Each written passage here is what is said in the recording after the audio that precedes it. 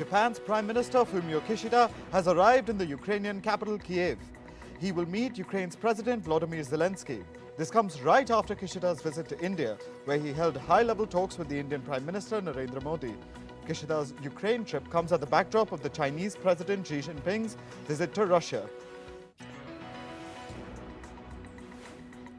It's the second day of Chinese President Xi Jinping's visit to Moscow. He met Russian Prime Minister Mikhail Mishustin. Xi will hold formal talks with Russian President Vladimir Putin today.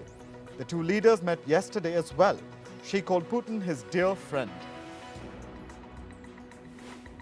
The United States has voiced concern over Xi Jinping's visit to Moscow. The White House National Security spokesperson John Kirby urged Xi to use his trip to tell Putin to respect Ukraine's sovereignty and end the war. He told reporters that the US is concerned that Xi will reiterate calls for a ceasefire. This would leave Russian forces inside Ukraine's sovereign territory. He also called upon Xi to speak with Ukrainian President Volodymyr Zelensky about the impact of the war on Ukraine. Ukraine's defense secretary has said that a Russian Caliber cruise missile was destroyed in an explosion in Crimea. It was being transported by train. Ukraine has not claimed responsibility for the incident. However, authorities said that it helps to demilitarize Russia and prepare the Crimean Peninsula for de-occupation. Russia has laid out conditions for further extension of the Black Sea grain deal. The deal was extended last week for 60 days, which is half of the intended period. Putin has said that the grain deal will now be extended on Russia's terms. He pointed out that the grain deal has unfairly prioritized well-fed European markets. Putin added that if the grain deal is not renewed, Moscow would supply free grain to African countries. Israeli Prime Minister Benjamin Netanyahu has said that he would soften his stance on the controversial judicial overhaul plan. This after a telephonic conversation with US President Joe Biden. Netanyahu said that he would postpone most of the proposed changes. However, the changes have failed to satisfy people and they continue to protest against the reforms. They say that the reforms would undermine the Supreme Court as an independent institution. The National Security Police in Hong Kong has arrested Albert Ho. He's one of the most prominent pro-democracy figures and a former lawmaker. Albert Ho has been charged over incitement to subversion. He faces up to a decade in jail. This is the latest high-profile arrest in Hong Kong under the national security law.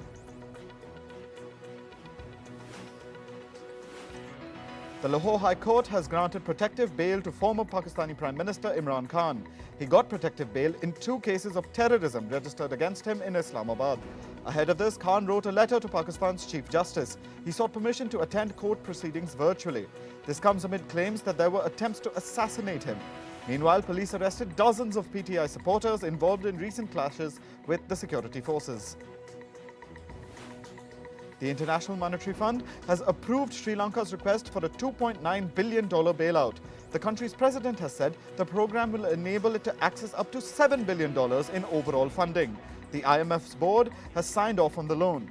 This will kick off a 4-year program designed to shore up the country's economy.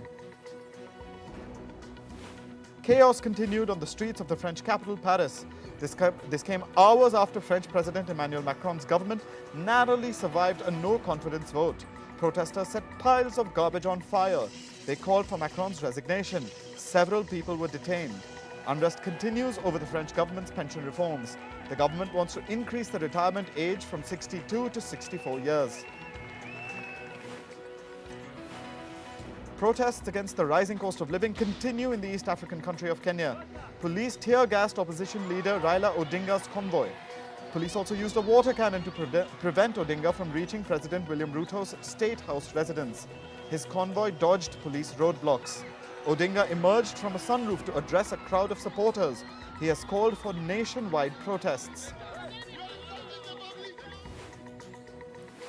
More than 500 protesters have been arrested in South Africa so far. This follows calls for President Cyril Ramaphosa's resignation. Protesters say they are not happy with the president's performance. South Africa faces high unemployment and an electricity crisis. Teachers are protesting in the South American nation of Bolivia. Protests have broken out against the government's plan for schools. Protesters called for more resources for the country's education sector. teachers tried to occupy the headquarters of the Ministry of Education. This led to clashes between protesters and police.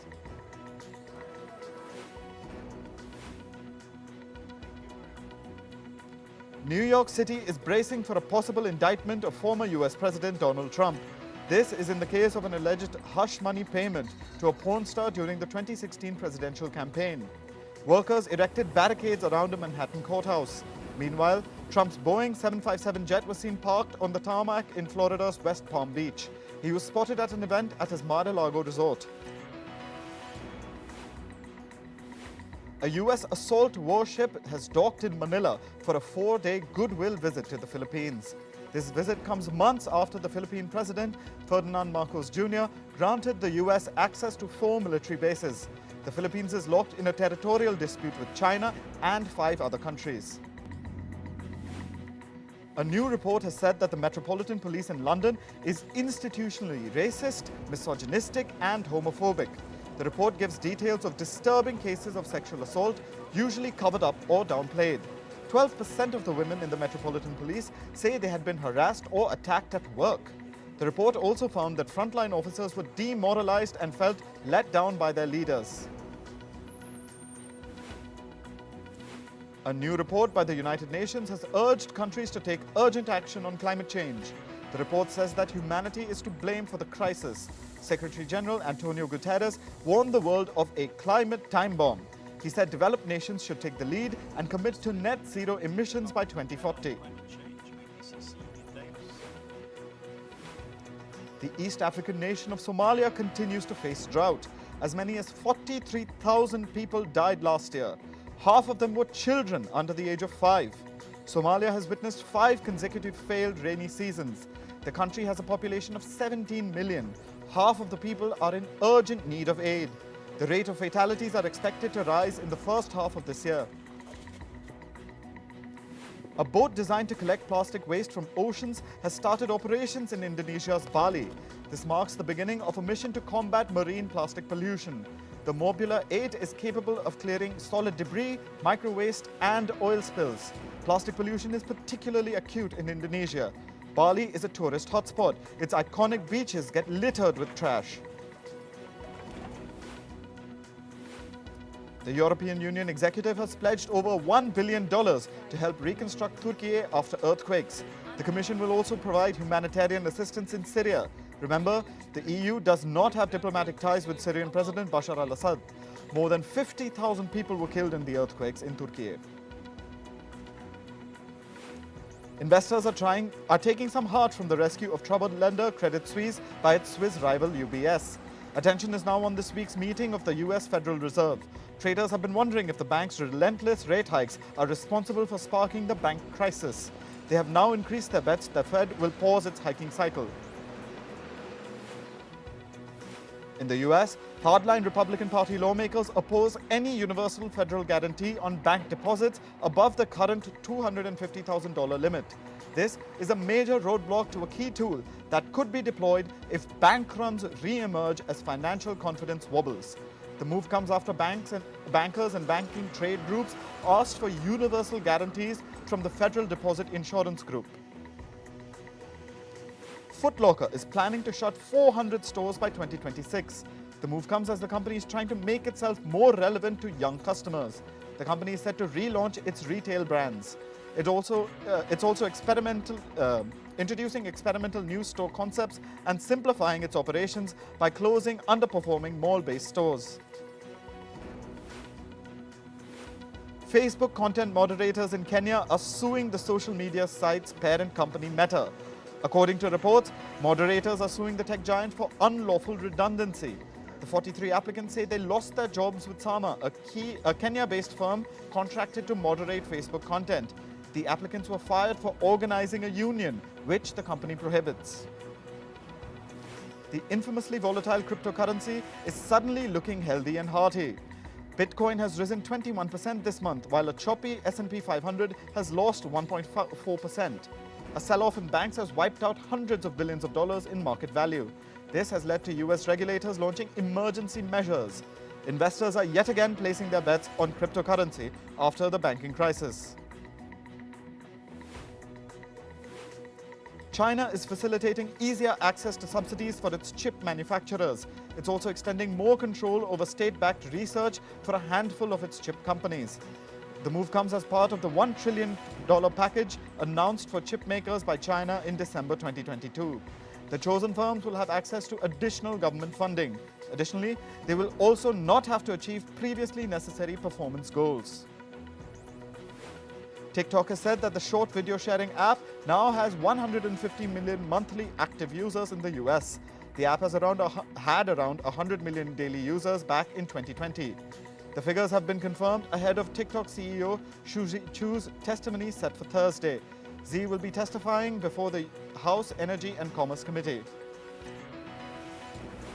Google has suspended several apps made by China's Pinduoo, citing malware issues.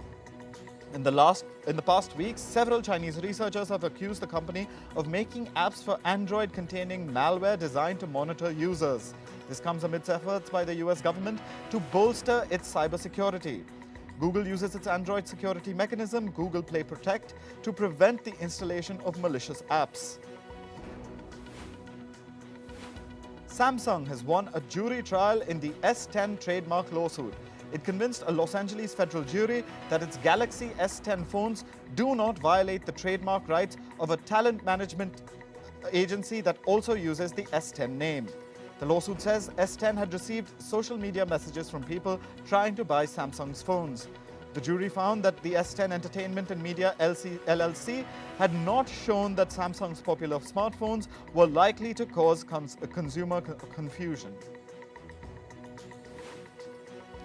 Users of Facebook's leaked artificial intelligence are using it to generate text for their Tinder profiles. According to reports, users are also using the AI to look for things to say during conversations. This is in the hope of getting a real-world date. Facebook lost control of its Llama AI after a leak earlier this month. AI dating is likely just one of the applications of the leaked software. The third match in the India-Australia ODI series will be held in Chennai tomorrow. India had registered a 5-wicket win against Australia in the series opener at the Wankhede Stadium in Mumbai on Friday. However, the visitors bounced back in the second ODI at the Dr. Y.S. Rajasekhara Reddy Stadium to level the series. Two current South African players have been picked up in the inaugural Major League Cricket draft. Wicketkeeper batsman Quinton de Kock will play for the Seattle Orcas in the inaugural edition of America's T20 franchise tournament. Meanwhile, the Washington Freedoms have signed fast bowler Anric Nortje. The 6-team league will be played in the single round-robin format from the 13th to the 30th of July. Bangladeshi batsman Mushfiqur Rahim has surpassed Shakib Al Hasan to score the fastest century for Bangladesh. Rahim scored the feat in just 60 balls. His knock included 14 fours and 2 sixes at a strike rate of 166.66. He reached the landmark off the final ball of Bangladesh's innings in the second ODI in Sylhet. Shakib Al Hasan had smashed a ton in 63 balls against Zimbabwe in 2009. New Portugal coach Roberto Martinez has directed his first training session with Cristiano Ronaldo and the rest of the squad. The new coach is relying on Ronaldo's experience for the upcoming Euro 2024 qualifier. Portugal hosts Liechtenstein on Thursday and will visit Luxembourg on March 26th in their first 2 Group J matches. Bayern took to the pitch ahead of their Women's Champions League quarter-final first leg matchup against Arsenal. The two will meet at the Allianz Arena later tonight. Arsenal topped Group C with 4 wins, a draw and a loss. The Gunners finished with 13 points, 2 ahead of French outfit Lyon. The return match in London is set for next Wednesday. Fulham's Alexander Mitrovic is facing a lengthy ban. This after the Football Association announced the standard punishment for his dismissal against Manchester United would be clearly insufficient. Mitrovic gave Fulham the lead in Sunday's FA Cup quarter-final at Old Trafford, but he was sent off after pushing referee Chris Kavanagh during a chaotic couple of minutes. The Brazilian national team's football team took to the training pitch ahead of their friendly against Morocco on Saturday. The players have been in Tangier since Monday, where they will have 5 days to train. Brazil's interim coach, Ramon Menezes, led the first training session at the Ibn Battuta Stadium on Monday afternoon. Paris Saint-Germain star Neymar will miss the friendly due to a right ankle injury. Tennis great Martina Navratilova said she is cancer-free. The announcement comes nearly 4 months after announcing she'd been diagnosed with throat and breast cancer. The Czech American has won a total of 59 Grand Slam titles across singles and doubles. She's considered one of the greatest players of all time. She was previously also diagnosed with breast cancer in 2010 and she recovered then. The former world number one, Rafael Nadal, has dropped out of the top 10 for the first time in 18 years. Nadal had been in the top 10 ever since April 2005. He's now fallen to the 13th spot in the rankings after injury forced him to miss the Indian Wells tournament. The 36-year-old's run came to an end on the same day that teenage compatriot Alcaraz reclaimed his number one spot from Novak Djokovic. Legendary Sky F1 pundit Martin Brundle has admitted that Mercedes could be looking to reduce Lewis Hamilton's income. Hamilton has yet to sign on the dotted line for the 2023 season. The development comes despite both parties confirming their commitment to each other. Mercedes has been struggling to keep up with Red Bull and Ferrari this year. Hamilton has been vocal about his frustrations with the team's decisions. Media mogul Rupert Murdoch is set to get married for the 5th time. The 92-year-old met 66-year-old Anne Leslie Smith in September last year at Murdoch's vineyard. He said, "I knew this would be my last." The couple is looking at a late summer wedding. Indian origin American actor Mindy Kaling is among those chosen for America's National Medal of Arts. US President Joe Biden will present the awards. The ceremony will take place on Tuesday evening at the East Room in the White House. Singer Bruce Springsteen and fashion designer Vera Wang are among the other recipients. Singer Ed Sheeran is ready to take fans on a candid journey into his life. Sheeran's docuseries, The Sum of It All, is underway at Disney+. The 4-part series will premiere on May 3rd. His new album, Subtract, will follow on May 5th. Actor Matt Damon unveils a new tattoo in honor of his late father. The actor got Nomad inked on his arm in memory of Kent Damon. Nomad is Damon spelled backwards. He shares that Nomad was also the name of Kent Damon's boat. Kent was 74 when he died of cancer in December 2017. Model Blac Chyna has warned her young fans against facial fillers. The 34-year-old is undergoing procedures to dissolve her fillers. She said the fillers are not worth it. Injectable fillers have been found to cause injury and infection. South Korean celebrity couple Seven and Lee Da-hae announced their wedding date. They shared the news on their Instagram pages. The two will get married on May 6th after 8 years of dating. The couple started dating in 2015 and confirmed their relationship in 2016. K-pop singer Jennie's music video Solo crosses 900 million views on YouTube. It's the first and fastest K-pop female solo music video to reach the milestone. Her debut music video was released in November 2018. It took her over 4 years and 4 months to reach this number. Jeremy Scott is stepping down as creative director of Moschino. Scott joined the Italian luxury fashion house in 2013. Scott was the 3rd designer to lead the brand. He presented his final show at Milan Fashion Week in February. Scott has dressed celebrities like Madonna, Cardi B and Katy Perry. Indian actor Rashmika Mandanna is Onitsuka Tiger's new brand ambassador. This makes her the Japanese fashion brand's first Indian brand ambassador. The actor says she is excited to see how their synergies merge and unfold. Singer Shawn Mendes and fashion label Tommy Hilfiger unveiled their new collection. The 90s-inspired collection is called Classics Reborn. The 28-piece collection is made with recycled textiles. The collection launched in London and was attended by many celebrities. Pamela Anderson, Tommy Hilfiger also attended the launch.